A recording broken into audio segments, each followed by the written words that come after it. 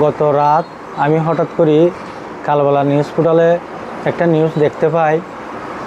তো আমাকে যে অপবাদ দেওয়া হয়েছে ওইখানে, তো আসলে আমার যতটুকু ধারণা উনি যে ব্যক্তিগতভাবে যেটা নিউজ করেছে ওইটা ওনাদেরকে খেয়ে বা খারা হয়তো বিচারও দেয় নাই বা মামলায়ও দেয় নাই।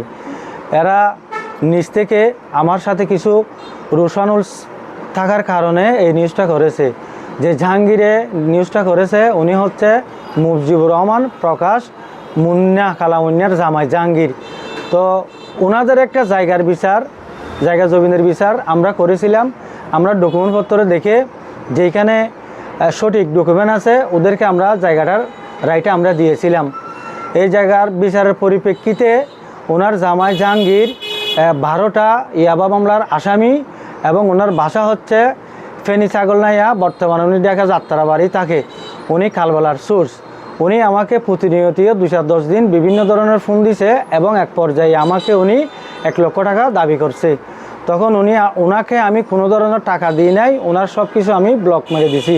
তো দেওয়ার আগে উনি আমাকে অনেকবার টেস্ট করেছে, এগুলোর ডকুমেন্ট আমার কাছে আছে। আমি যদি ওনাকে টাকা না দিই এবং জমিটা ফেরত যদি না দিই উনি কালবেলাতে আমার নামে বিভিন্ন ধরনের হইনারিমূলক নিউজ করবে।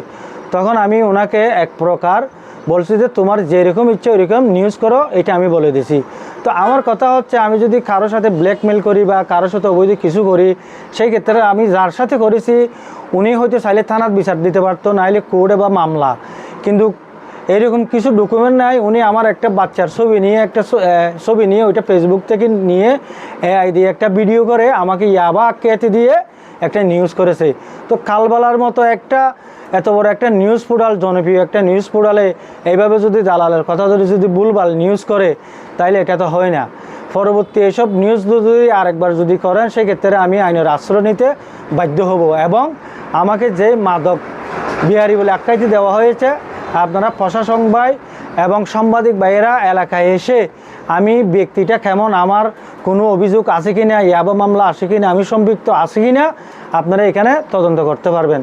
তো সেই ক্ষেত্রে এই ভিডিওটা নিয়ে কেউ বিভ্রান্ত না হওয়ার জন্য আমি অনুরোধ করছি।